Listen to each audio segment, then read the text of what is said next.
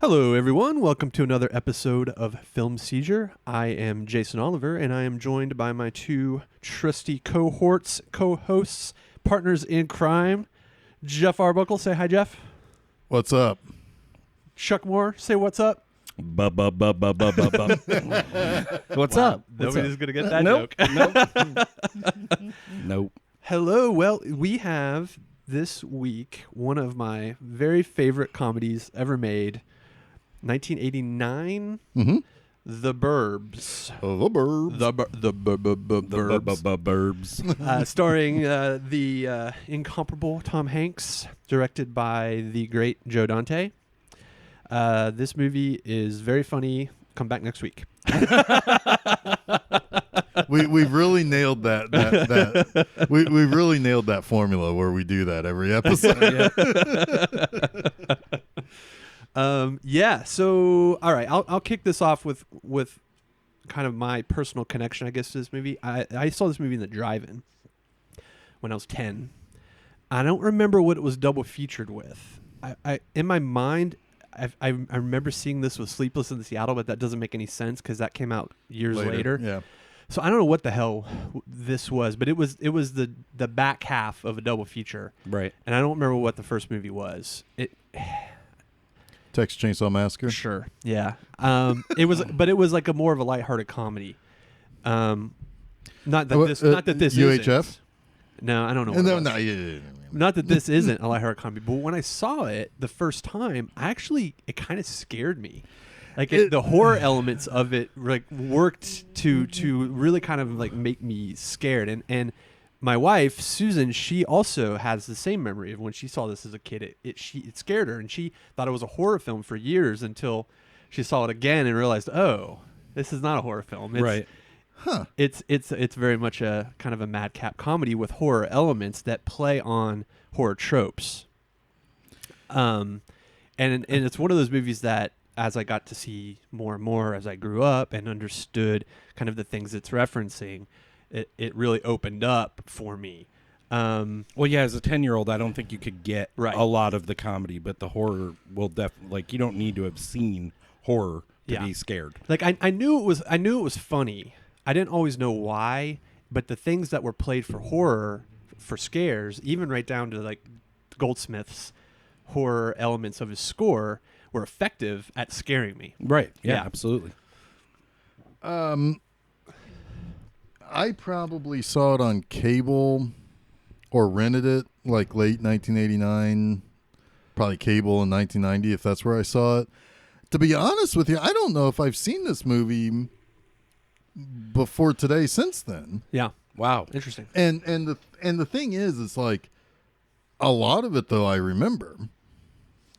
So, it's like I kind of feel like if I did see it in the last 30 years, I don't know when. I don't know when that was.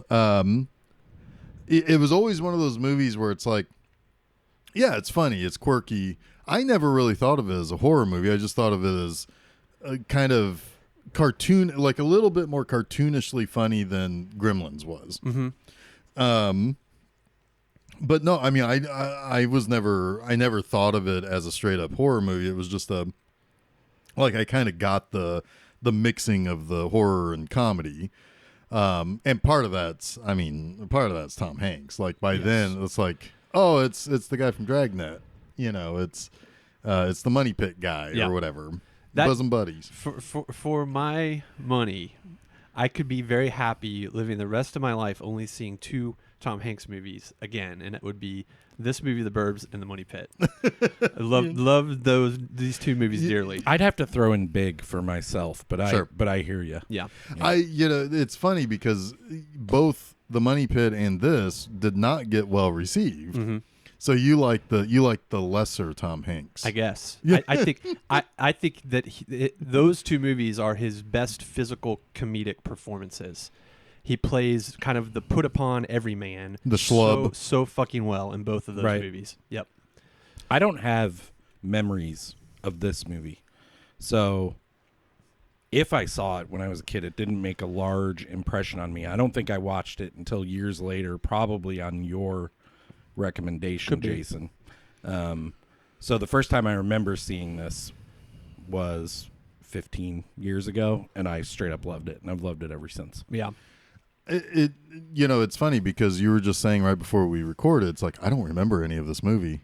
I just saw it, but I don't have any memories of it. And we're like, oh boy, uh-oh. This movie too is one of those ones where I think that people are like, oh, it's got that scene, or they remember moments.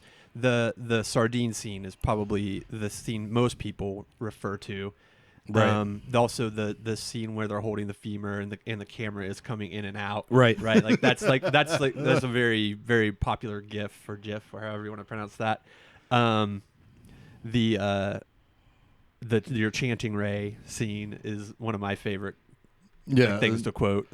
I want to kill everyone. Satan is good. Satan is our pal. That is what I remembered from this movie whenever I saw it for the first time.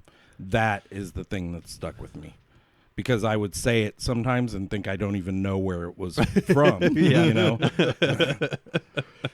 No, it's kind of funny because I think, we all saw this when we were much younger, but now I think we understand it so much better as being, it's like, well, you guys live Chuck, you literally live in the suburbs. Yeah. In a cul-de-sac. In the cul-de-sac. And people are weird. Yep. Yeah. There's only one way out, and the people are weird.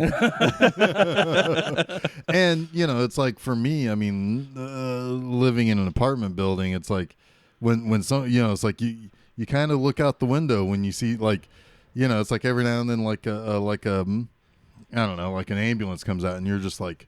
You're just throw the windows open and just stare blankly out. But not that renting a place wouldn't let you understand this movie, but having lived house ownership, taking care of my own yard, right, and seeing my neighbors, and suburban life is boring, right? Right. And they create the drama in this movie almost because they're bored, right? Yeah. And right. When I'm in my backyard and peering at stuff, nothing is really happening. But your imagination can run away with, you. Right. You want a rear window circumstance. Yeah. And, and there's also, but there is like a little bit of the social element of living around people that are not your friends, really. Or in a situation like in the cul-de-sac, all these people know each other really, really well. They're all friends. And then outsiders come. Yeah. And it disrupts everything because you just can't help but to say, oh, those people are weird. Right. It's like, oh, did you see what they were doing last night? Right, exactly. And they're probably not weird, except for, spoiler alert, they are weird. And it turns out they are very weird. Right. Although I don't know if it's ever actually explained exactly what they did. No. But it's just the fact that they're weirdos. Right. There's a certain kind of xenophobia at play here. Sure. Right. And there's an irony of it too, because like you said, the suburbs are boring, and people are kind of manufacturing drama to make their lives more exciting. But it's kind of ironic because they want everyone to be just like them. Right. And be ordinary like them. Yeah, fall in line. Fall in line. Otherwise, you are a weirdo and you must be expelled from the machine. Right. Yeah. I also like this movie came out in a lot of ways at a perfect time, the end of the 80s, because there is a very sly kind of commentary on the satanic panic of the era. Right. Right. And making fun of that. Right. There's also that element of minding your own business and ignoring things that maybe are sinister, right? Yeah. Like they tell the story about the guy who killed his wife and family, right? And how everybody was just trying to act like nothing was wrong. They smelled something and it wasn't right, but it's their business. Nothing, you don't want anything to upset your perfect world. Right. Instead of investigating the source of the issue, they were putting the pine tree car fresheners on their porch to I could just sit in my own little house and not have to smell that stuff. Right. Yeah. if there is something going on, I don't want to know about it, Right? Because it's gonna disrupt my life, Right. Yep. Right, and that I mean, honestly, that is something that I mean that's human nature too, right? It's like you know. I don't know if I should tell this story. If you think you shouldn't, you probably should. Well, okay. He has to now. Yeah. It's impossible. So not to. yeah, I had to put in a complaint, a neighbor across the hall, because it's like when you're screaming at a child, it puts everybody else like at a really awkward scenario when you have to sit there and like just hear it because it's so loud, it's coming through the walls for 2 hours straight, and it's like I don't know what I should do about this because I don't know what reprisal would be, or if and so so as a neighbor, it's like the concern about getting involved in somebody else's business is concerning. It's a problem, right? Because it's one of those things where, God, now I'm going to be embroiled in something that I didn't ask for, I don't want. It resolved itself in a different way that I did kind of trigger.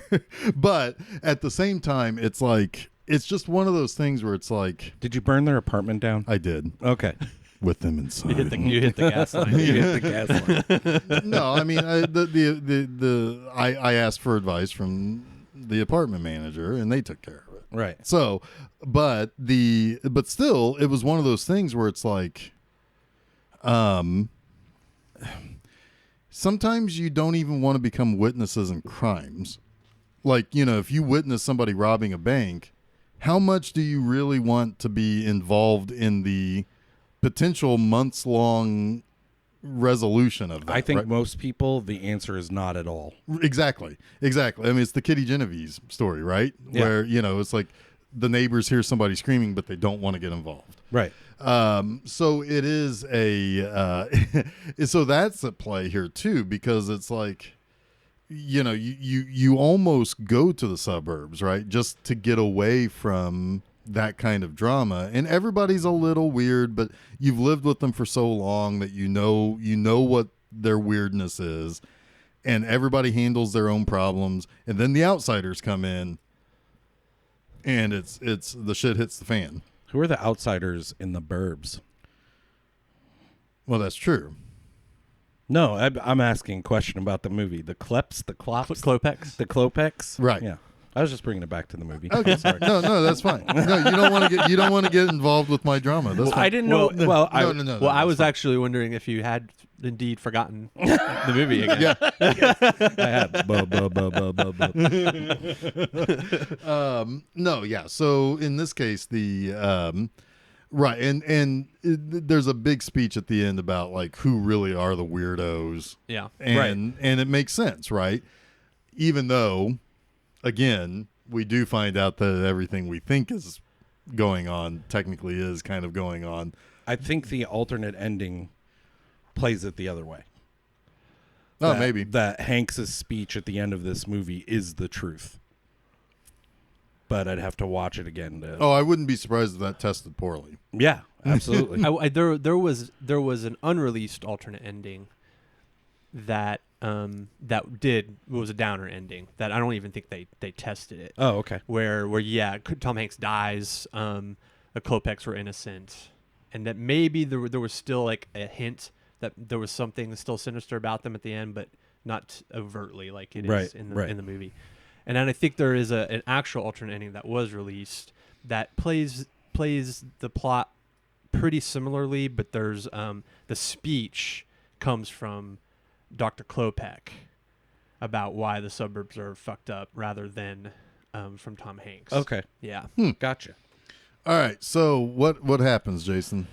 Let's do this. This movie, things happened, and it was funny.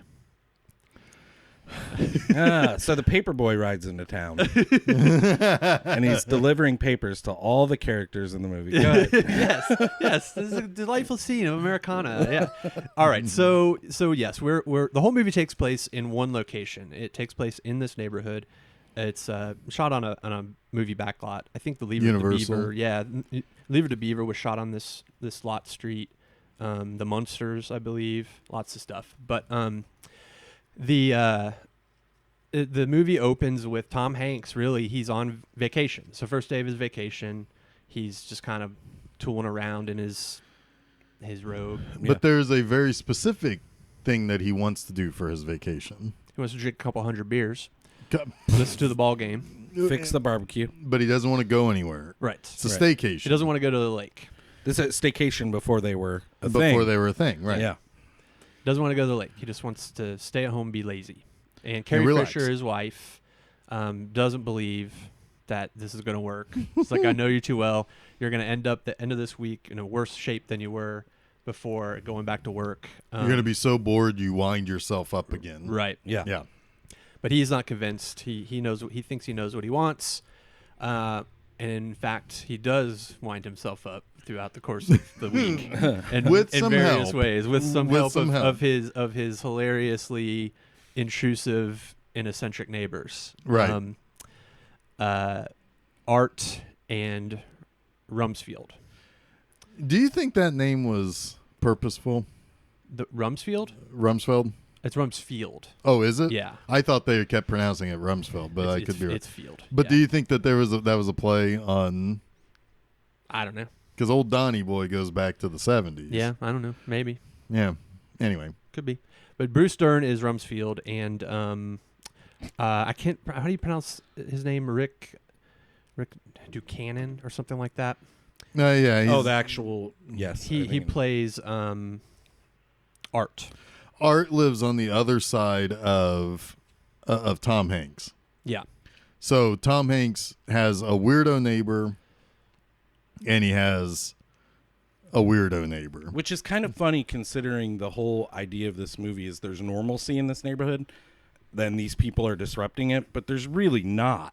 Like if you have No. those kind of neighbors, they're the weirdos. They're pretty fucking wacky. Yeah, Yeah. They're totally. the ones that you're like, I don't want to talk to that guy. And the one person in the neighborhood that kind of recognizes the neighborhood for what it is Corey Feldman. Right. Right. Ricky. He's the teenager who lives across the street as well. And Kind of the audience of the movie in a lot of ways. He's Yeah. very much us. And he is the viewer Right. of all these insane events. And He's also a little bit of the he's a tiny bit of a Greek chorus too. yes. Because he kind of like he invites somebody over and then he catches them up, which reminds us of what's going on. It's a clever way to do the Right. Yeah.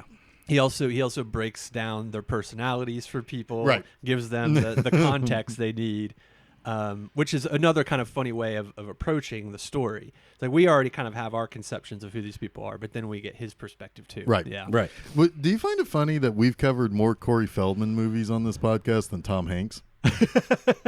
I guess we have, haven't we?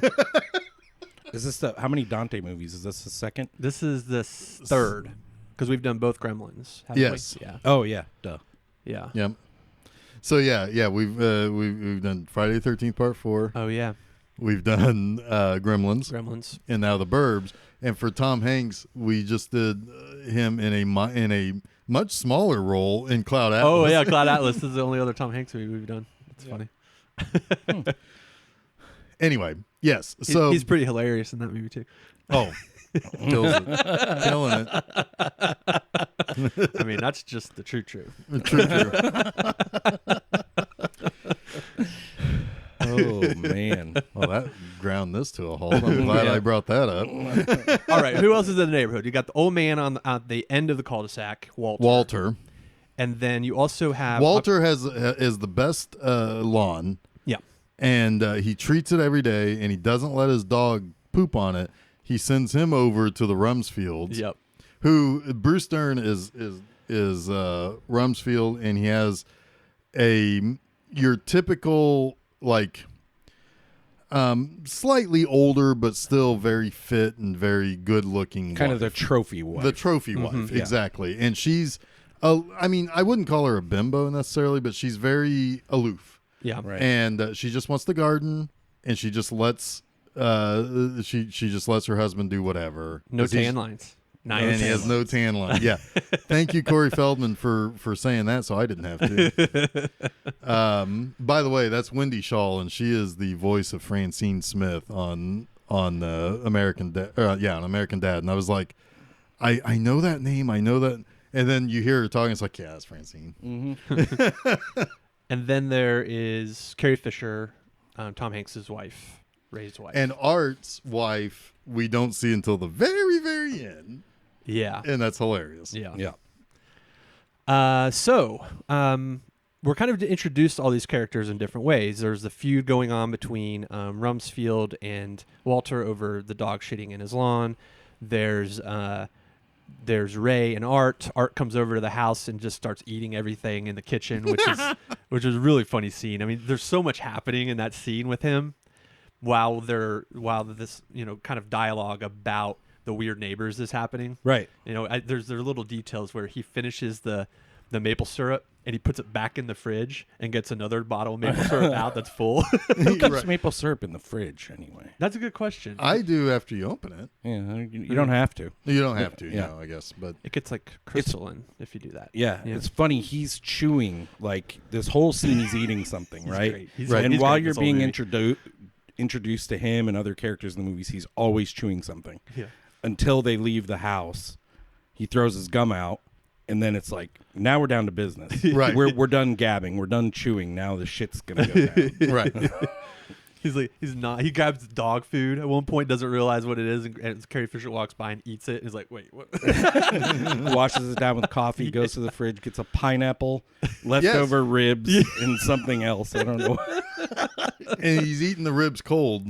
Yeah. He just starts in on And them. then as they leave the house, he starts talking about, hey, you want to go down and get a sandwich at the The deli. Want to go get a beef sandwich? he's always talking about food. Whenever they go into somebody's Food and house, beers. it's like food and beer. We need to go to the fridge. Let's check out the kitchen first. Yeah. Might have some cold beer in there. Yeah, and it's like, have you seen the weirdos? They're not beer drinkers. Right. They may be German. They're not beer drinkers. It's funny. Yeah, so like, and it's kind of funny because I think everybody would like to think, and I think all three of us here at this table would like to think we are the Tom Hanks of our own story, but we're probably more like the others. Yeah. Yeah. I think that in a lot of ways we're a little bit of all three. Sure. Most people can identify themselves in a little bit of all three of those main characters. Right. They're just all each kind of played to the nth degree. Right. In this movie. To be honest with you, you made a statement. I don't know if I agree. I don't want to be the Tom Hanks of my own story. I don't want everyone coming to me when Sure. there's a problem. Like all the neighborhood people, like, Yeah, well, we they need Chuck even say to that. take care of this. We need to go talk to him. Right. They even say that at one point. I think it was Corey Feldman who even was like, hey, they're going to get all these people together so that Tom Hanks can take care of this. Right. Yeah, and it's like, Well, there's kind of like two things happening there, right? He's kind of like the guy that they feel like they can manipulate to do the things that they want to do but are afraid to do. sure. And then there's also an element of he's the reasonable one. He's the one that should do it as well. So yes, maybe we should put it in his ear and he will take care of it. Right. Right. But in both cases, he's while there's a level of respect, it's kind of he's always being manipulated. Yeah. Yeah. Okay, so what do? They go over. They decide. They dare each other at one point, the movie Rumsfeld says. the movie actually begins. Look at that! They're daring each other. Well, the movie technically begins the night before because there's like this really weird light and sound coming from the weirdo house that's all run down. It's the one house that looks like it doesn't fit. Everybody has like the Brady Bunch house. Yeah. We have green lawns. This lawn is all brown and dirt. Yeah, it's a whole different. In fact, it plays out like it's fall there when it's summer every place else. Right. So it's like Tom Hanks notices in the middle of the night that something weird is going on. He checks it out, and then the next morning, that's when we meet everybody else. And his kid says that he's seen them digging in their backyard. Exactly. Yeah. So that's when Art comes over and it's like, yeah, these people are weird. And he's eating all of Tom Hanks' food. And that's when they decide, let's go over there and meet him. and just say hello. Yeah. And Art, of course, doesn't want to do it. He's trying to get Tom Hanks to be the one to introduce. Yeah, it's like himself. he's your neighbor, right. He's on your side, It's the like, other well, side of the it's house. like, he's like, he's your neighbor too. He's like, well, sure, we all live in the same town, also, but you live right next door. Yeah, it's like it's your place that he's going to go to borrow tools. Which he has. He got new he got tools new from tools. his. He is very proud of those new tools. You're gonna build something with those? I don't know. Maybe. I think so. He'll never use those No, tools. never. It's so suburban. Right. It's such a brand new, like pristine little toolbox. He was like me when I bought a chainsaw. I was like, it's like, I don't think I should actually try to use this. And I took it back. I was going to say, you want a chainsaw? I did for like a week, and then I never took it out of the box. Probably the smartest decision you ever made. Probably. Oh my God. So I called my friend Steven Turchin, who is like Tom Hanks, and he did the chainsaw for me. So you were the art I of that arted stuff. him. Yeah. Yes. Oh God, that's great. So they go up to the front porch, and of course the Art falls through One of the boards. Yeah. That's a recurring joke, and it's great. Yep. The house number 669, the 9 turns upside down When they knock, and it turns into 666. Yeah. and then it falls down, which breaks open. It causes the Pulls the light porch fixture. light out, and then bees come just flying out of it. It's like they have a dog that has bees in its mouth, and every time he barks, it shoots bees at them. You almost need to watch that scene twice too to catch like Tom Hanks is running away from the bees and Art running away from the bees, because they do it totally differently, and they're both like hilarious. I wish I'd seen it happen, because this has happened in real life with Mike and Andrew DeCrane. I went over there for a party last year. It was for his birthday party, and they had, right when I got there, they were both like, "Oh my God, we just got attacked by bees that were in a nest in his front yard." He was like, I was going to show my brother. Mike said this, and then they just all came out, and they just started attacking us. Like Mike got stung in his lip, and it blew up like a balloon. Oh my! It was crazy. Drew, they went in his pants, and like that's one of the things you see Art doing. He's like trying to get it out of his pants. They went out of his pants, and like we're stinging him in the inside of his leg. Oh God! They got like literally the same thing happened to them. I feel like I'm sure it would have looked just as fucking funny. I feel like with the DeCranes, they weren't just looking. I don't know what they were gonna do, Yeah. but I don't think they expected to get attacked by like 100 bees. But I think if they would have told us with like with like truth serum what they were doing, we'd be like, oh well, that explains. That it. makes sense. That makes sense. Folks, get your bees transferred. Don't kill them. Yeah, well, they're. I don't know that they were. I don't know what they were I'm going to not do. saying that. I really do think he was just trying to show him where they were, because he knew where they were, and he knew they were a problem, and he was probably trying to ask for advice. and usually it was dusk, and usually bees are a little less aggressive at night, in the evening, so he wasn't expecting them to come out, but they did. That's crazy. By the way, Chuck, there are lots of really cool videos of people transporting nests and beehives and stuff. I just saw it live 2 weeks ago. Oh yeah, you had that whole tree. My brother's house, which is directly across the street from mine, had. Are they the weird neighbors? No, I'm the weird neighbor. I don't know if he listens to this, so I'm definitely the weird neighbor.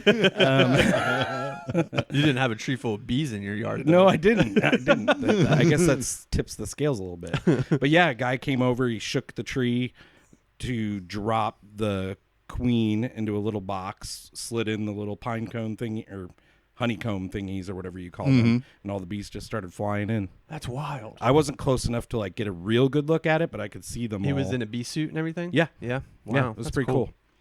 I think he said there was a few thousand, if not Oh more my of them there. gosh. Yeah. Jeez. That's wild. That's awesome. Things that happen in the burbs, and that's why we have this movie, right? Exactly. This kind of That's shit exactly happens right. in the I don't burbs. have bees. Maybe. You don't know. They could be in the walls somewhere. I suppose they could be. You want to come over and check it out? Yep. You want to poke around Yeah, with let's the stick? poke them with the stick. So they get chased off, and they have to run across to the Rums fields, who are like, "I've got water. Run And to they're the gonna water. Run to the water. Spray And them he off. tries to meet them with the hose, and the hose isn't long enough, and it yanks them back.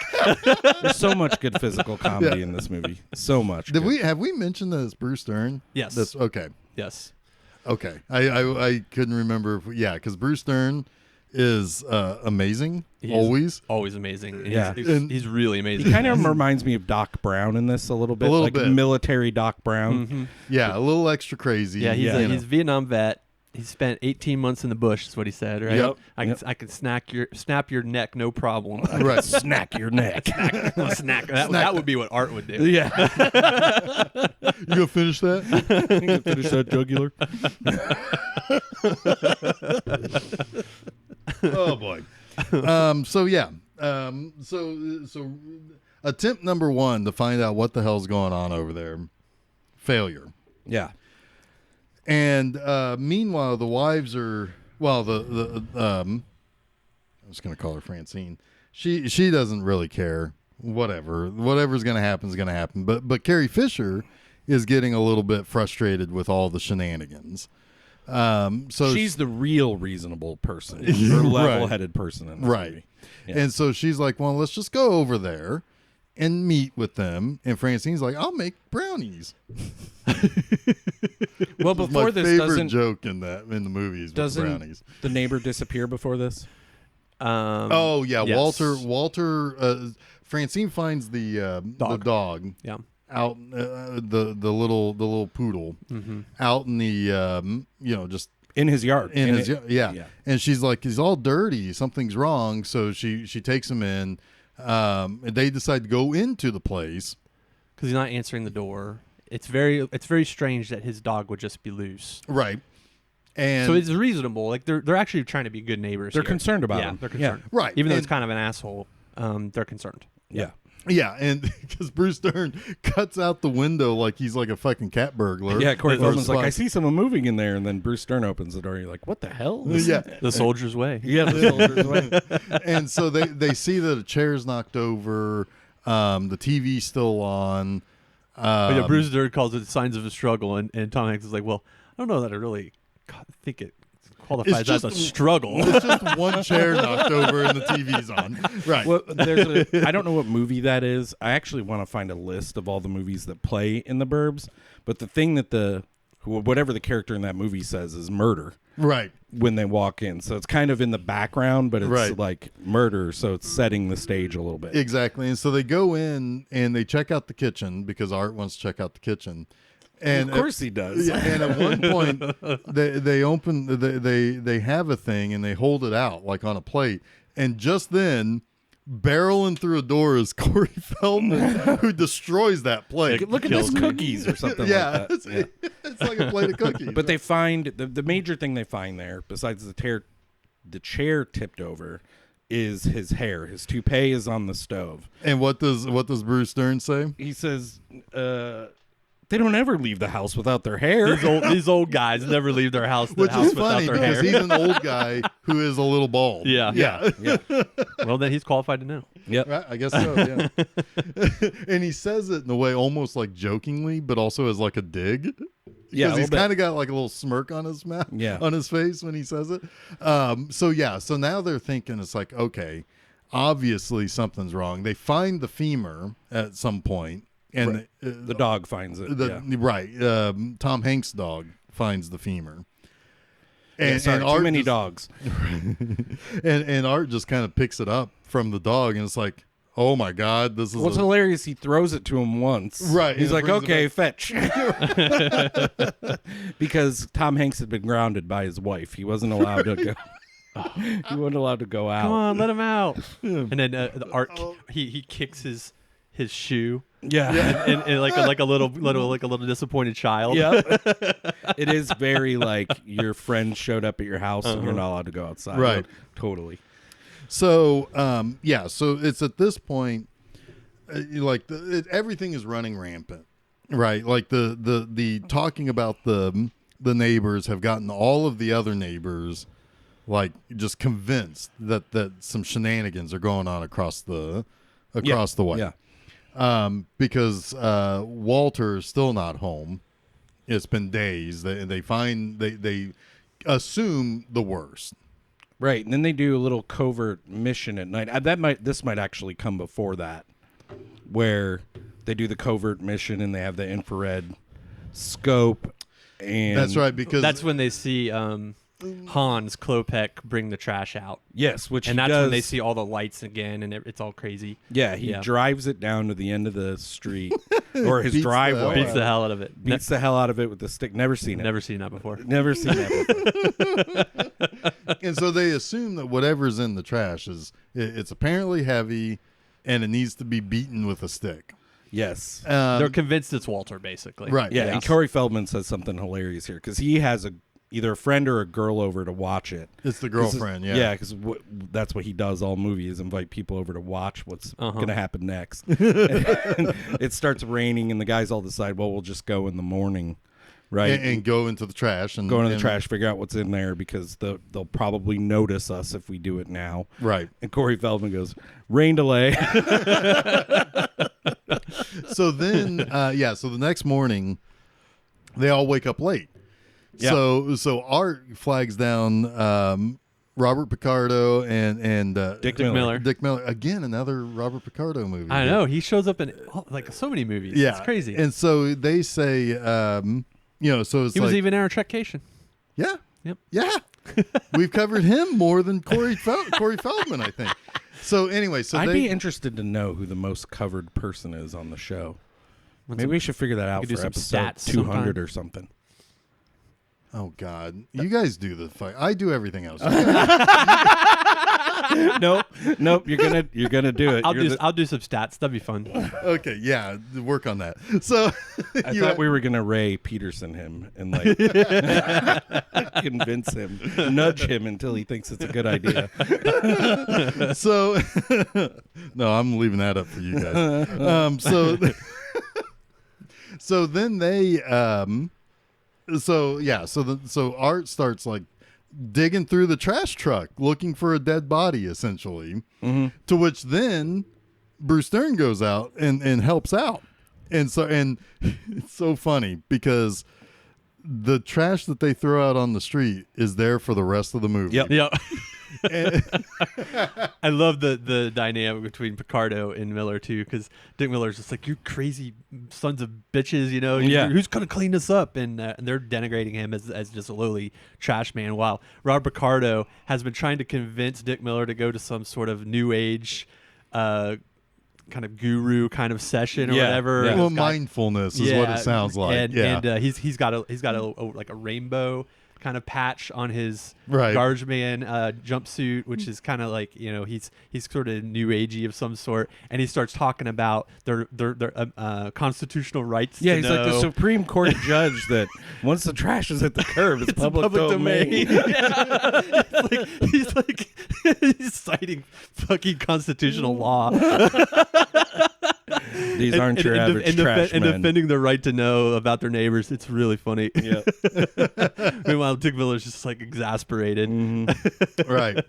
So and so at that point they find nothing out of the ordinary. Right. So it's pretty much at this point when like Carrie Fisher's like, all right, goddamn it, we're just gonna go over there and we're gonna introduce ourselves and we're gonna just see them for who they are, basically. Yeah, and Art's like, well, I'm gonna do. She's like, you're not invited. Right. Yeah. It's like it's gonna be me and Tom Hanks and the Rumsfields. Yep. And Francine's like, oh, I'll make brownies. Yeah. And so when they march over across the street, apparently she whipped up those brownies instantly. Yeah. Because they start marching across the street, and Bruce Dern's carrying him like a waiter, Like a maitre d' or waiter. Yeah. Yeah. And he's dressed in his like his formal military outfit. Yes. Of Yep. some sort. Yeah. Right. And so they carry it over, and this kills me. Hang on a second. So they go over, and Carrie Fisher knocks on the door, And it's like, of course, it's like a big scary like Addams Family knocker, Boom. Very echoey. right? Boom. And so Bruce Dern falls into the. He takes two slots. steps. Yeah. What one foot goes in, and then he sets his other foot down, and that foot goes in. And then he drops the brownies like, oh, the goddamn brownies.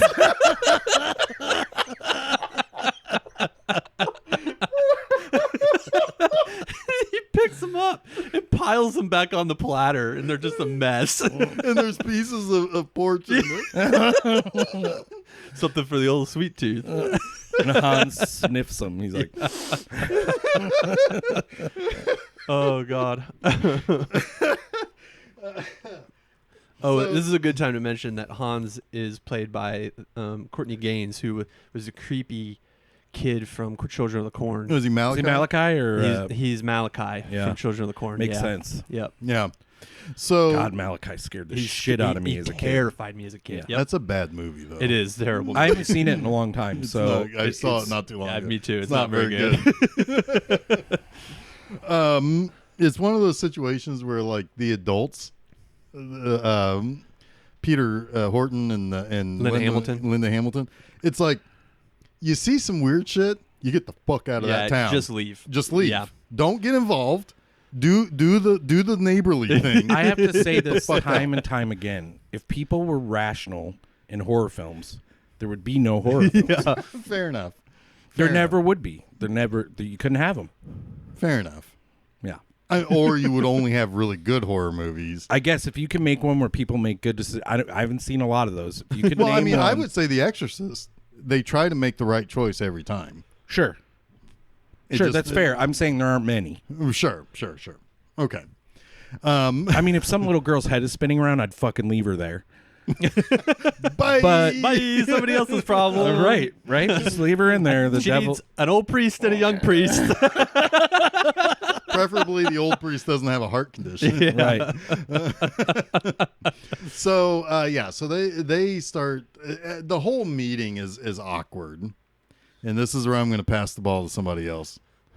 Oh my. Okay. So this is probably the scene that most people think of when they think of this movie. I would guess. Right. It's a classic kind of awkward, people who don't have anything in common trying to get to know each other and be polite to one another, when really they're there to find out what's weird about them. Yeah. To justify their concerns. Carrie Fisher and Bruce Dern's wife aren't. They're playing it a little straight, but they don't know. and she makes a comment. We can find out more in 5 minutes of polite conversation than you boys could find out in hours or days A of week, snooping around. Right? Yeah. Which is probably true. Yeah. Right. But they go in and Tom Hanks again is the everyman. He's just kind of the observer in this scene, and you've got Bruce Dern, who is very abrasive. He's questioning. He's got a lot of funny lines. One of my favorites is, "I hadn't catch your name, Sonny." Yeah, Sonny. It says Hans. It's like, Hans, good Christian name. Hans Christian Andersen. What are you, Catholic? And Hans is actually afraid of him. Yeah. He's like backing away from him and running into stuff. But the rest of the scene, Bruce Stern is kind of like a helicopter. Yeah. He's around the outside, the helicopter blade. He's around the outside of everything. He's in the back of every scene. He's knocking on looking stuff. at stuff. He's flipping paintings around. Yeah. He's tearing off their He's wallpaper. peeling the Literally wallpaper. tearing the wallpaper Yep. off the wall. Yep. And trying to put it back in. Yep. And then the uncle comes, played by Brother Theodore. Brother Theodore was an old kind of stand-up comedian, but he was more of like a stream of consciousness spoken word artist. Right. Right. And he's old in this movie. He lived into his 90s. He was in his 80s when he made this movie. He didn't really make very many movies, but probably well known for the voice of Gollum in the animated Lord of the Rings movies. The Richard Nimoy movies. Richard Nimoy? Leonard Nimoy? Was Leonard Nimoy in the animated? He did the voiceover for the animated Lord of the Rings stuff for The Hobbit. Well, he did sing the Bilbo Baggins song. Yeah, I remember that. I don't think he was in the. Not well. I thought animated maybe he movies. just sang the song. Yeah, he sang the Bilbo Baggins song. That was his big pop hit of 1970 something. Yeah. Maybe I'm wrong. Whatever. By the way, everybody, look that up. Oh, it's bonkers. It's fucking insane.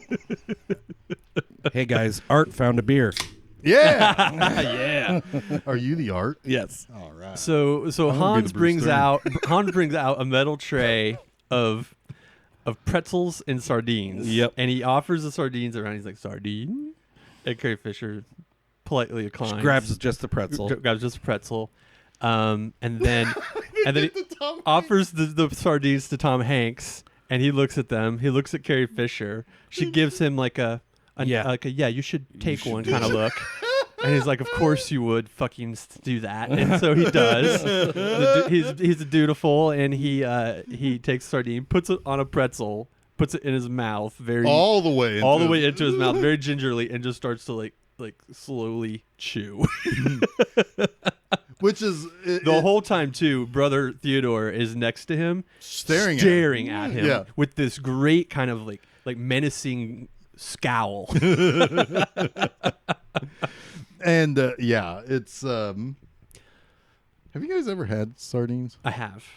I Once. have not. Here's my sardine story. When I was little, I, like most kids, loved Sesame Street, and Okay. I in particular, my favorite character was Oscar the Grouch. Okay. And and Oscar the Grouch always ate sardines. So I wanted to try sardines like Oscar the Grouch ate sardines. That's amazing. And I convinced my dad to buy me a tin of sardines at the grocery store. They're not very expensive. No, they're not. And my dad was like, "You're not going to like these." I was like, I don't know, 4 or 5 years old. So you're not going to like these. I was like, I want to try them. I want to try them. I don't even think I really understood what they were, right? So he's like, okay, we'll try them. And he buys a tin, opens the tin of sardines, and takes one out for me. And that's when it dawns on me what this fucking thing is. It's this gross-looking little tiny fish. It's essentially a whole fish without the tail, without the fins and the head.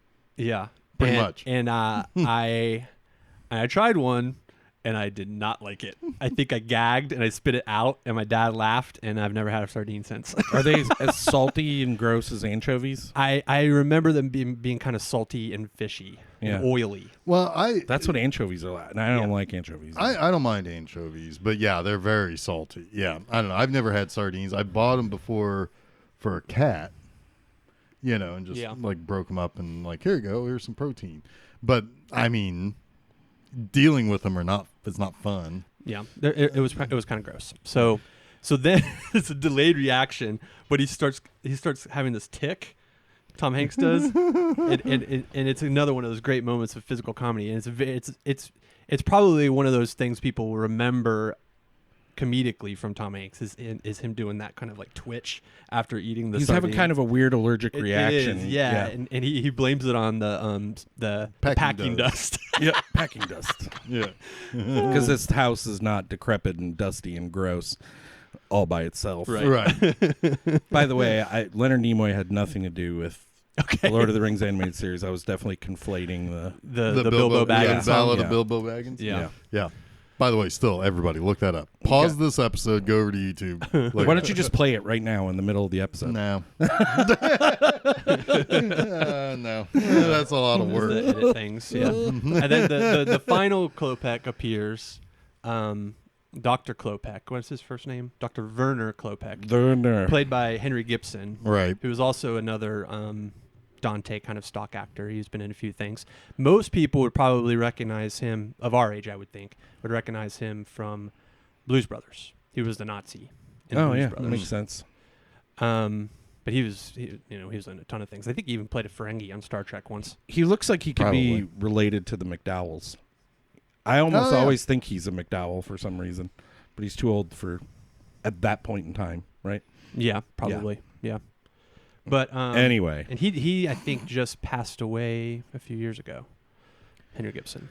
Damn COVID got everybody. Yeah. I don't know if it was COVID. No, it wasn't. It was long before that. It was before that. Yeah. But he seems like a nice kind of normal person with blood on his hands. With blood on totally his hands. normal. Right. That's like, that's right. Because he shakes Tom Hanks's hand with his surgical glove on, and gets blood all over Tom Hanks's hand, and he's like, "Oh, pardon the blood," or something like that. And then, and his appearance is very dramatic. It's almost like you expect this imposing, scary. Well, they do the whole shadow thing when he's coming up the stairs. Little guy. Yeah, and he's just a little guy. Yeah, very on. So it's like a Mel Brooks joke, yes. kind of. Totally. And he welcomes them. He seems to say all the right things. He's very well spoken. Very well spoken. He thanks them. They have like a nice little chat. It seems like. But Tom Hanks accidentally. He answers the age-old question of who lets the dogs out. Yeah, he drops coffee in his lap, which in turn makes him have to pee. Right, I think, and he runs to the bathroom, but he accidentally opens the basement door. Yep, I think that's all an accident. Yes. And a Great Dane comes out. Yeah, to which Brewster's like, "You keep a horse in the basement." And this dog is huge. Yeah. Huge. And then it busts outside. Which we have to mention, Art is while everything's going on, he's trying to break into the basement, I think, from the outside of the house. And and the dog chases him out over the fence. Henry Gibson says, "Another neighbor?" And to which Brother Theodore replies, "Yes, a fat one." Yep. Well, and I think what's his name's wife says, "Is that a burglar?" And Carrie Fisher's like, "No, that's Art. That's just Art." No, that's just Chuck. So that's what you're called. Yep. I wouldn't mind being the Art and just going and eating everybody's food. Yeah, and no, I mean I would kind of be up for that. Causing issues for other people, but not myself. But not for myself. Yeah, just it's like you throw the grenade, but you're still over here. Yes, it's their you throw the grenade in the room and run away. Right. Yeah. So they regroup back at Tom Hanks and Carrie Fisher's house, and they talk about what just transpired. The boys still think there's something afoot. The ladies don't agree, but they all then turn to Ray, Tom Hanks, for his opinion because he's been very quiet. And he relents. He does in front of the women. He does. He seemingly appears to fall on the side of the women. He says, "I think they're clean," to which Brewster and Art are exasperated. They can't believe it. They're like, "No." So he says, "Ladies, let me take a moment with the boys in the den." And Carrie Fisher thinks that her husband has come back to his senses, that all will be well, and that he's going to have a talk with them, and things will go back to normal. When in reality, in the den, he shows them Walter's rug. His toupee. That, by the way, when they left Walter's after not finding him, Tom Hanks leaves a note saying, "I have your dog." That's it. That's all he says. And he sticks it into the mail slot. And then he realizes he's got a toupee in his pocket, and he shoves that back through the mail slot too. So the appearance of the toupee intermixed with a bunch of magazines all addressed to Walter has convinced Tom Hanks that bad stuff has happened because they went back to Walter's place. Yeah. Right. Now, a rational person would think, why would they go back to Walter's place if they've already done Walter in? There's no point in it. But this is just this piles onto their theory, and it's now they're convinced. Right. Yes. So what do they decide to do? They decide that they had been told by Dr. Klopek, that they will probably have to transfer again and move to another university where he works. So they're going in the morning to talk about the particulars of this potential move. So they know that they're going to be gone the next day, all day. So they're going to go over the fence, break in. They're going to dig in the yard to see if they can find more bones. Right. See if they can find any of Walter's remains is the plan. And the whole time, oh God, that's a funny scene where Bruce turns up on the roof. Red Rover. Send Ray on over. and then he watches. He's like, okay, good. Red Rover, send Art on over. And Art goes over the fence. He's like, this is great. Yeah. That's a great shot too. Like they have the perfect angle of him on the walking because you can he's see looking them in the background. He's looking ahead and it's going on behind, and then he looks over and he's like, yes, that's great. So they start digging By up the way, yard. we should bring up. I had mentioned that art was very cartoonish in this sequence because so Ray convinces Carrie Fisher and to go visit her sister With their kid. elsewhere, right, with the kid, because I'm going to go golfing with the fellas All day. all day. So Art shows up in the goofiest, like your typical Scottish like golfing outfit, Yep, right? Yep. With the hat and everything. And to which he turns to Carrie Fisher and says, "Isn't this great? I just got this today. Look at my And it's new club. Yeah, look at my new club." And he swings. He's like 4, and We're gonna do lots of golfing. lots of golfing. She leaves, and like they start their plan, and then smash cut to now Art in a lineman's outfit, climbing up the power pole to turn off the alarm, and and all of the because that was the one thing they discovered is that there's tripwire at the top of the fence, Right. at the Clopex that turns on all these lights and sets off an alarm or whatever. So they got to cut that. But the costuming is brilliant Right. because it is literally Looney Tunes happening. Yeah. Yeah. He's got a costume for everything. But he does cut the wire. It does, and It's like, holy shit, he got the right one. he electrocutes himself because again, Looney Tunes, right? Right. I mean, he'd be dead, but Well, because he falls through a shed too, and his helmet was on fire. and he apparently. electrocutes himself. The heat that generated from that melted all of his credit cards in his wallet. It made They're his all fillings stuck hot. together. It made his fillings hot. His like teeth are smoking. So then they jump on over and they get into the they try to just go up to the door and open it, and it's like it's locked, and it's like, even though that is kind of that's a callback to earlier where Art was talking about, it's like, oh yeah, you used to just be able to leave the doors unlocked. It's so safe in the suburbs. Which also ties into the story that he told about everybody. And this is one of those things, like every neighborhood has that story. Yep. We've talked about this before where, it's like something is odd about the neighborhood or about a house. And of course, the first thing that happens is a murder story. It's a spooky story. Yep. And that was something that actually Tom Hanks and Art share from their childhood, was hearing about the story of a soda jerker who killed his wife and kids, left them in the basement under a blanket, and just went back to work like everything was normal, except for a heat wave came, and that was the smell that everybody discovered that. And when the house burnt, it uncovered the fact that the family was killed or something like that. Yeah.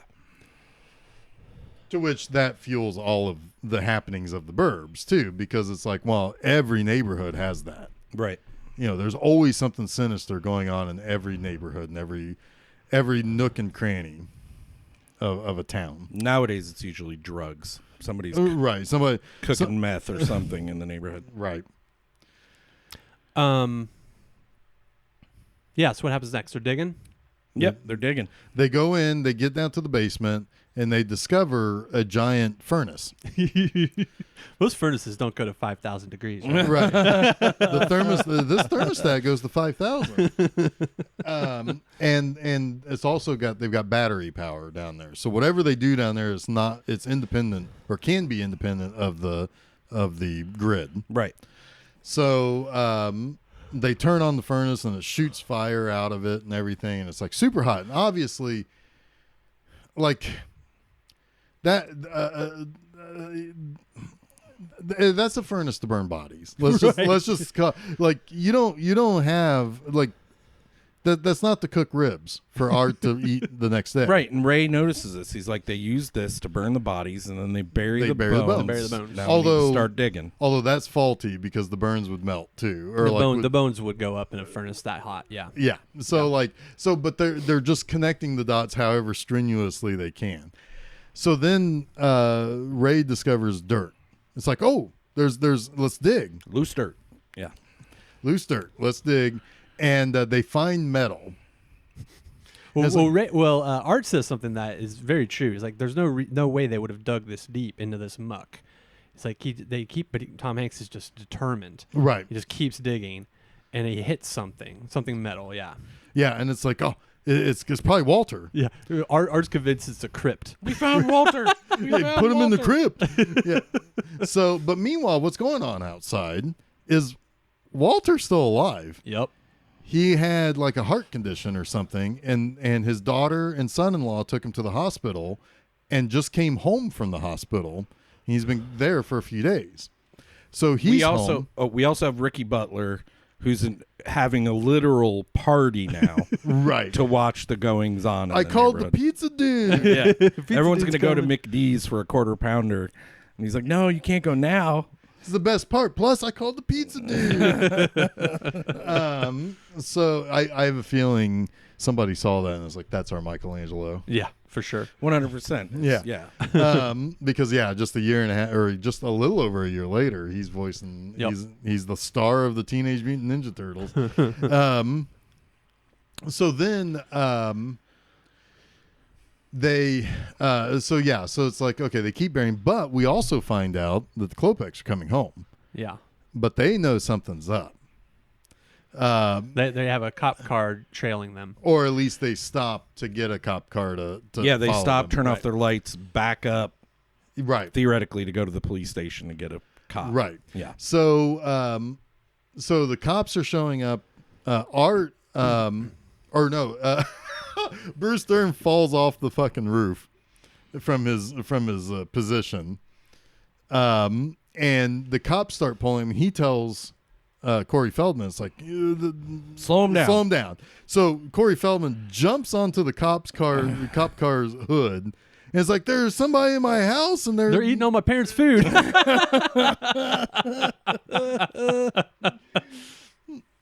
Oh. Then Art goes back into the house, trying to let Tom Hanks know that the Klopeks are coming back, or is it that Martin is alive and the Klopeks. or that Walter is alive? Walter's Yeah. alive and the Klopeks And are at the coming same back. Right. time, Hanks has just hit the gas line, and he can smell it immediately. and the furnace is on. And Yep. the furnace is on, and he yells at Art, he's like, I hit the gas lane, go! Art runs out of the house. As soon as he gets off the porch, the whole house explodes.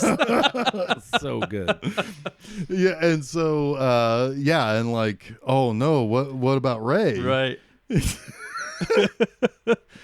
And shuffling out through the fire is Tom Hanks, all like fucking Looney Tunes. Looney Tunes. It is. It's a Wile E. It's Coyote. like Wile E. Coyote blew himself up. Yeah, and his hair's all messed up. He's got like a black eye. He can barely walk. The way he walks to the top of the steps and he like Just- taps 2 times on the banisters, like totally like good morning. Yeah. Almost, like you're saying hello to the day. You're right. And he's kind of got like a half grin too, because Yep. he's just like dazed. And he goes down I don't know how he does this. The way he goes down the steps, it looks like he slides Yeah. down 3 steps. He doesn't take a single step. He just goes whoop, right Yeah. down the steps. Yeah, it's like he hits each step, but it's like, he's like on his. It's almost like he had like he had those shoes with the skis little or wheels something. on. Yeah. But anyway, so so at this point, Carrie Fisher's coming home too, and she's like, she knows. Well, she sees the cops. She sees the fire. She's like, oh shit, Yep. Right. basically. And so Tom Hanks is getting treated, to which he sees Carrie Fisher and is like, did you get a haircut? I really like it. And so the Klopeks are getting questioned by the police. Ray is getting dressed down by the cops for basically all the laws he broke. And then he was like, okay, well, Art comes over, and this is where he lets loose on Art. Yeah. He lets loose on Art. He basically gives his speech about we're the crazy ones, not the Klopeks. He attacks Art. Just still to this point doesn't believe the Klopeks aren't up to something still, And Yeah, Tom he's Hanks, like, "Oh, you don't stop, do you?" Ray's just had enough, and he attacks him, and they fight a couple of times. Art bites Ray's finger, which is in a splint. Yeah. But then eventually he's just like, "I've been blown up. Take me to the hospital. Take me to the hospital." He lays on the gurney. It's so great. And then he picks up the gurney, throws it into the back of the ambulance, and gets in and just jumps on it, and he's on his stomach, just head away from the camera. Slides into the Slides corner. in. It's so good. It's so Carrie Fisher's funny. like, "I'll just find out what hospital they're taking to you, and follow along." Yep. Okay, honey. And he keeps complimenting her haircut. I've been blown up.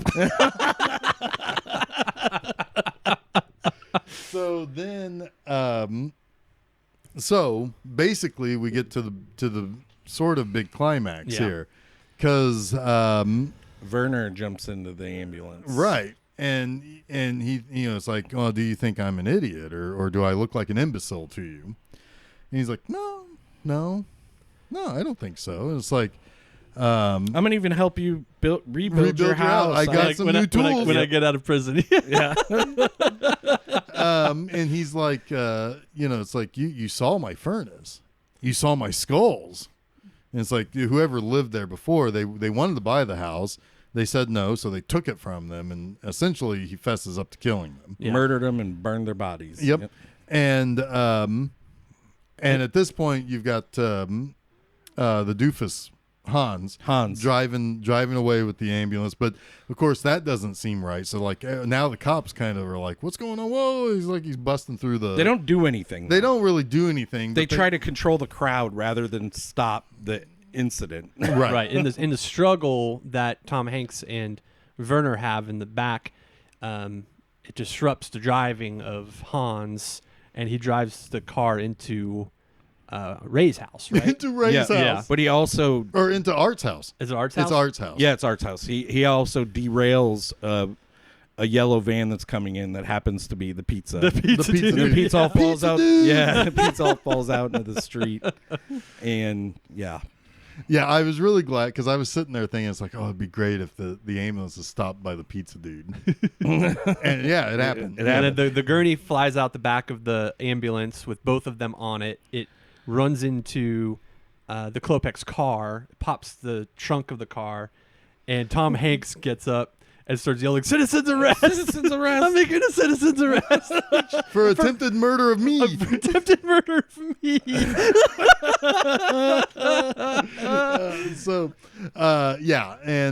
Meanwhile, Hans is trying to get away, to which Rumsfeld chases after him. He yells, "Hey, Pinocchio, where do you the think little you're going?" lederhoses. Yes. and he slips. Yeah, Hans does, slips. and then you've got Bruce Dern running after him, and he slips And falls and on falls Hans. on him. And there's a little bit of ADR audio there that Dante slipped in right there, because I have a feeling the slip was accidental. And they're like, this is too good. And then they put a little bit of ADR on top of it. It was like, "I gotcha."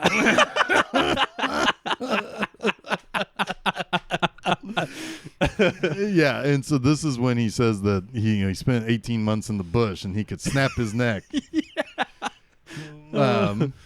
So what's in the trunk? Bones And skulls. and skulls. To which, I mean, they say they say that Dr. Klopek is like one of the most brilliant pathologists. So, I mean, assuming that, that doesn't really prove anything, but it's enough to basically reset everything back to everything is going back to normal in the neighborhood, Right. because Tom Hanks is off the hook. Art's wife comes home. Yep. To which he freaks out. Yeah. Because she just walks out, sees the ambulance. in their house. Sticking out of their front door. And Right. Your wife's home and your house is on fire. And instead of being worried about the house being on fire, he's like, "My wife's home?" Funny little joke there. Yep. Right. So, so at this point, Tom Hanks decides maybe it's a good idea to go to the lake house. Just Just spend the rest of the vacation there. At the He needs a lake house, vacation from his vacation. Right. This has come up recently. It in has, another episode. Yep. Madcap. Madcap. Yeah, this movie just starts and it does not stop. Nope. No. And yeah, it's all in one, pretty much one It's location. like a stage play, Yeah. almost a little bit. It is very much got that rear window aspect to it, but obviously a zany version of Rear Window. Yeah, I don't know. I've always loved this movie. Like all the little moments in this movie, all the acting, the physical comedy. It's just all so well done. The score pacing is amazing. The musical cues are Yep. excellent, and the script is. I don't know how much of this, if any, was ad-libbed, but the script is just awesome. Yeah, it's really, like perfect. really solid. Mhm. Yep. Yeah, and it is kind of weird to think that this movie was not well liked. I don't get it. It made money though. Made a little bit of money. Like, yeah, it made what, about $50 million, something like On that. like an $18 million budget. Yeah, so it's not too bad, but it is weird to think that. I mean, I would say that this movie has a cult following. Oh, for sure. For sure. I don't know that people knew what to do with this movie though. Yeah. Because it is it's a lot of different things. Right. Right? And you were saying before we started the episode that it felt like it came 25 years too early. Yeah. And I think I kind of understand what you mean by that, because it is a bit referential, and that wasn't really something you saw a lot in comedies, other than parody movies like Mel Brooks's movie, right? Well, I don't know. I mean, Mel Gibson's Hamlet is pretty self-referential. Yeah. Which is why I think it is a movie that grows on people, that people will come back and appreciate more. This is the perfect film to be like, find somebody that hasn't watched it and be like, you gotta come over. Uh-huh. Get some pizzas, get the pizza Get the dude pizza to come dude to over. Maybe start off with some quarter pounders. Drink a couple hundred beers. Yep. Yeah, no, it's a I really kind of stand by that idea that it's like this fits more the comedy of the 2010s than it does the 1980s, early 90s, because it's the madcap element, right? That's what gets. I think that's what maybe turns some people off. Yeah, It's surprising, though, because Tom Hanks would have been driving ticket sales for movies at this point, right? You would think, yeah. Like, easily. and it wouldn't have been the first time Tom Hanks has done this kind of physical comedy. I mean, The Money Pit, the whole fucking movie is a Looney Tune. And that Right. wasn't you. I think you mentioned earlier. That's another one that's grown appreciation over time Right. and wasn't a huge hit. Yeah. Right. And I mean, and this was, maybe some of it had to do with the fact that, it's hard to promote this movie without tipping the hand too much towards horror or comedy. But at the same time, also, it's like, it's possible that even in the late 80s, people weren't really so sure about making fun of themselves if they lived in the burbs. Right. That's true, too. They're making fun of me. Right. It's a self-importance of moving out there. And it's, and it's like, well, we're the normal ones. Everybody in the city is crazy. Right. But at the same time, it's like, I could see that as being, not something until the 90s when Gen X started growing up a little bit more, seeing how kind of stupid that kind of thought that you're only important because of you don't live in the city or whatever. It is kind of interesting when you look at Tom Hanks's career up to this point. He really hadn't had that many hits. Big was obviously a big hit, and it came out the year before. But, Money Pit was, medium success. Well, and he had movies that weren't hits after, like... Right. Well, yeah, he made Joe versus the Volcano and Turner and Hooch after this. And those didn't exactly set the world on fire. I thought Turner and Hooch was a big hit. It made money. It made 70 million. Okay. But it was still critically, it wasn't like a big hit. But I like that movie quite a bit. It's a very fun movie. Again, Sleepless another in Seattle is probably what launched like super launched Tom Hanks, I'm guessing. Yeah, I mean, certainly critically, I would he say was. the double, the triple, or quadruple, if you will, League of Their Own, Sleepless in Seattle, Philadelphia, Forrest Gump. I mean, that by that point he was like, okay, star. He's A-list. He's A-list Yeah. star. Yeah. Yeah. Yeah, because I think starting with, if I'm not mistaken, I think starting with Forrest Gump was when Tom Hanks started to surpass Tom Cruise as the number one box office draw. Well, yeah, he was getting like 20 million a movie or something in Probably, the late yeah. 90s, I think. I mean, Oh, I yeah, mean, certainly by then. Geez, yeah. he was in Bonfire of the Vanities, which is a huge flop. Right. Joe vs. Volcano was a huge flop. Although that movie's underappreciated. Yeah. But anyway, Yeah, no, I don't know. I mean, it just to me it feels like the comedy is just a little too early. I do wonder if it was a little bit like People of the Suburbs take themselves a little too seriously back then. It's, you know, because like even think of it like this. Like think about it from the terms of like The Wonder Years, which is a very suburban story, and how all of that is all of the good times and all of the good memories of growing up in this space. And it's, you know, you sure there wasn't any dark shit in there, Kevin Arnold? Yeah, I'm pretty sure. 60s though, right? Well, yeah, but I mean, but like the idea that's people look back fondly on their neighborhood. Well, I think a lot of us might do that anyway. Well, sure, Right? sure. Like my neighborhood that I grew up in, I think of fondly, and I'm sure there's bullshit that happened all the time that Sure. I just don't remember. well, One of the places I lived growing up, it's like, yeah, we made up a story about why there were weird markings on a tree that somebody killed their family. Oh, and that's what we did. Shoved them in the trees. Exactly. every neighbor had Right. had a devil worship story. Oh, yeah. Yeah, especially that satanic panic. Uh-huh. There was stuff. somebody watching us from the woods when we were kids. Oh, yeah. Like that was our big thing. There was a person who walked through the woods and would, You had literally the Blair Witch situation. yeah, yeah. But we probably invented that. Like, Right. I don't remember ever having seen someone. But, Or a previous generation invented it and it just trickled down Right. to yours. Yeah. yeah. But I had neighbor kids who said they saw whatever this was. But yeah. Right. It's like I swear to God I saw something weird once too as a kid, and somebody else backed me up, but at the same time when I grew up it's like, oh, it's just that was my imagination running away with me. It's like, I have some ghost stories from when I was a kid that I could tell that would probably take too long, but they're probably not true. right. Right, exactly.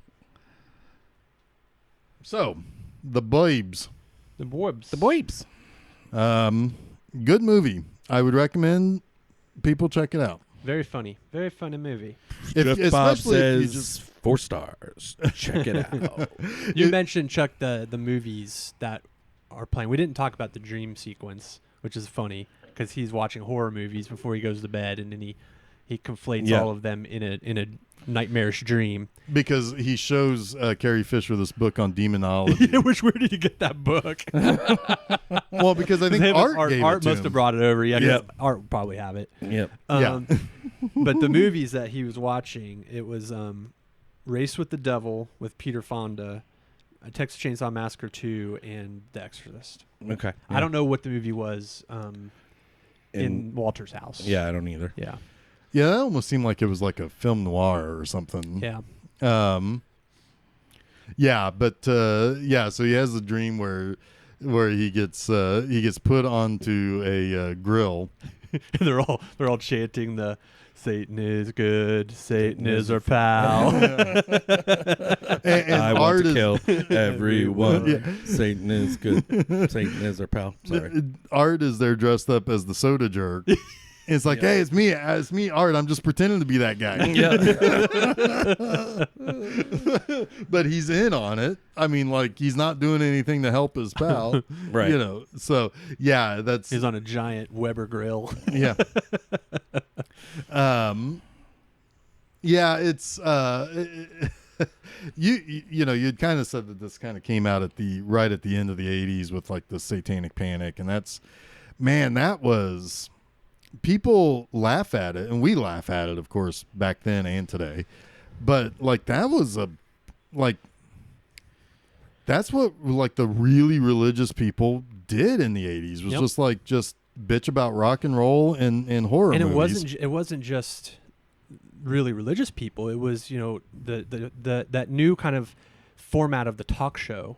Like Sure. the Geraldo Rivera was very much instrumental in that panic. Investigating these sorts of things. Yeah, and bringing people on to confront them. Like he had Ozzy Osbourne on at one point and just really just kind of like grilled him. And laid murders at his feet. Right. It's like, you're responsible for this because they listen to your music. It's like, how the fuck do you respond to that, you know? Well, what's funny is because he just started mumbling, I'm sure. he was a little more articulate. He was a little more articulate in the 80s, but yeah. Well, and in the late 70s or very early 80s was when the one guy at Michigan State killed himself playing Dungeons and Dragons, which was a Tom Hanks movie, TV movie, which I kind of remember that 60 Minutes where they had the parents saying it's like, nah, Dungeons and Dragons is evil and causes people to kill. 1,000% remember the stigma on Dungeons and and Gary Dragons. Gygax on the other side. It's like, it's a game. It's using your imagination. That's supposed to stimulate your imagination. If they've got other problems, I can't answer to that, right? You know, and it's and which of course then launched into, it's so funny to think of like all of the complaints about like the cartoons and serials and all of the advertising that was directed towards kids of that, and it's like, well, your guy kind of set that up to pull those regulations out so that you could have the Smurfs on for 30 minutes just advertising their toys. Those fucking communists? The Smurfs? Well, do you remember that stuff? Well, they were also super gay too, because there was only the one girl. What else were they doing? It's like, God damn it. Come on. Gargamel was democracy and the Smurfs were communism. Right. I remember all that crap. Yeah, it's dumb. Well, and so it's like, it's so funny because it's like all the religious groups 35 years ago are bitching and moaning about G.I. Joe and Rambo, and it's like, well, all the religious groups are kind of in favor of all that shit now. You know, it's like might makes right. And they're always going to invent an enemy. Sure. It's just they need to, that politics and religion in general is always riling people up against one common thing. Yep. I don't care which side we're talking about here. It's always the same shit. Yeah. Yeah, and but yeah, this definitely kind of winking at the the how much that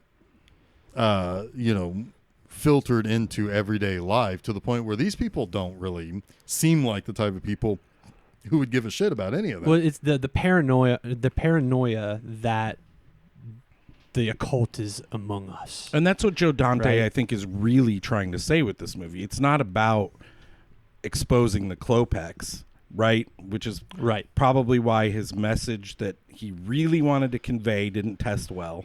So Right. he added the addendum ending or whatever. Right. But still got that point across. Definitely. Like, we're the fucking psychos. Right. Yeah. We're the ones that are inventing this stuff. Yep. Right. Yeah. And yeah, there was something else I was going to say. Oh, it's the whole thing with like the satanic panic also plays into the idea of the fear of the other. Mm-hmm. It's like if they're not the perfect nuclear family, they have the nice house and they go to church every morning every week because we know it because we go to that church too. Somebody comes in from the outside, it's like, what are they going to do? It's like, will it be will their teenage daughter seduce my son, my good, virtuous son, or will their son steal my daughter or something like that? It's just it's that fear of the other. I have to say, being on Facebook neighborhood groups or whatever app or whatever, people are vilified for not mowing their lawns. Yes. So you can imagine what they're doing to people who are just a little bit different. Right. Oh right? yeah. Yep. So I mean, Well, it's and the there whole are just thing. there are also some people who just want the attention, so they bake stuff up, Right. and they convince themselves that it's real, and then it's too late by that point because they've already gotten the villagers to pick up the pitchforks. This is why I just want to be an acquaintance with my neighbors. I don't want to be friends with any. Maybe that makes me a bad person. Maybe I should be more communal. But I'm like, you can know me this much. Sure. You know what I mean? That's the way I feel about that stuff. But Well, for a second there, I thought you were going to say you just wanted to be an acquaintance to us. yes. And I'm like, well, I we're guess more than that? So, yeah, anyway, definitely like this movie. There's more to it going on than just the pseudo scary bits, the pseudo mystery bits, and the very funny bits. It's got something to say about suburban life. Good old Joe Dante. Thank you for this one, buddy. Yes, sir. That's all I got. That's all I got. That's all I got. What's next? Next week. Next week he is gonna be. Next week is gonna kill Jason. Oh boy.